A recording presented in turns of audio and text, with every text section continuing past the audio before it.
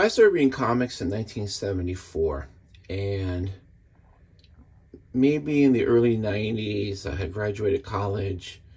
I was engaged, and I thought, oh, well, I'm kind of old for comics. So I had this collection, and I had a lot of 70s and 80s classics that if they were graded and you sell them today, it is a lot of money.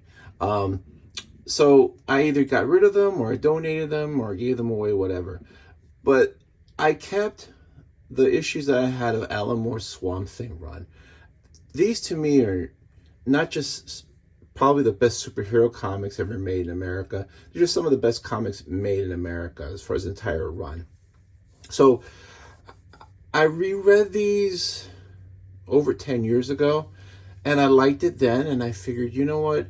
I'm going to go ahead and reread them. And so I figured that as I would reread them, I'd do a quick review of each issue, just to see how much it resonates, because this is that period of time when Alan Moore was doing Miracle Man in the UK. It was being published here, but it was through an independent, so it wasn't widely known. This is around the time that V for Vendetta had been published during this run, and this was before. And then after this, he did Watchmen.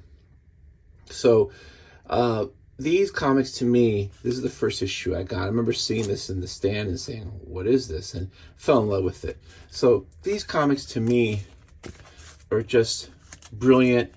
They take the superhero genre and really expand into horror, questions of life and death. Just really solid stuff that you could... sophisticated suspense. I love that. Just these beautiful painted covers that you would have, and I just thought it was worth a revisit. So that's what I'm going to do. Now, I started collecting at issue 25. I didn't start with issue 20, and then by the time I decided, hey, let me look back and fill up the fill-in issues, they gotten expensive, and I should have bought them then because they've even gotten even more expensive and harder to find. But I do have this old trade from 1987 that covers the first story, the anatomy lesson, and the first arc with Jason Woodrue.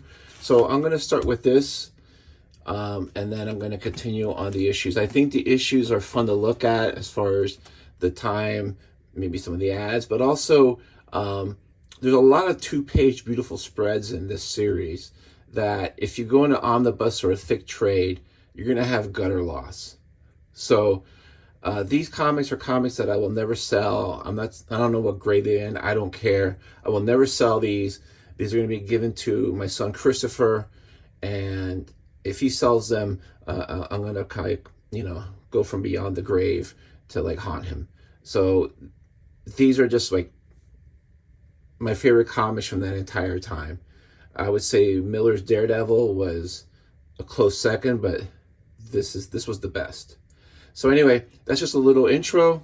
I'm going to start with the this trade, and it starts off with the anatomy lesson. So I hope you enjoy it. I know I am. Thanks.